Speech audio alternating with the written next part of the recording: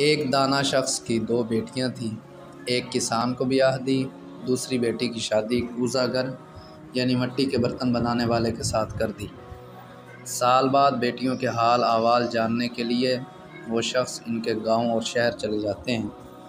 جو بیٹی کسان کو بیاہ کر دی تھی وہ خوش دلی سے باپ کا والہانہ استقبال کرتی ہے، خیر خیریت اور کسب معاش سے متعلق پوچھنے پر بتاتی ہے کہ ادھار بیج خرید کر کھیت کھلیان آباد کیے ہیں، اب بارش کا انتظار ہے، بارش ہوئی تو سمجھو رحمت ورنہ زحمت اور مصیبت۔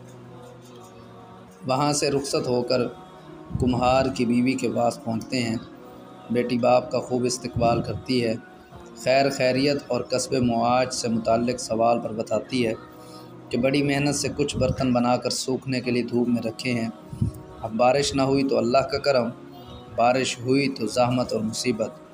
وہ شخص گھر پہنچتا ہے، بیگم دونوں بیٹیوں کا حال پوچھتی ہے۔ وہ جواب دیتے ہیں کہ بارش ہوئی تو الحمدللہ اور اگر بارش نہ ہوئی تو بھی الحمدللہ۔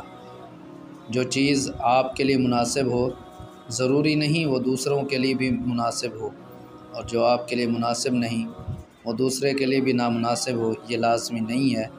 یہ دنیا ہے ہی ایسے ہی، لہٰذا ہر حال میں اللہ کا شکر ادا کیجیے۔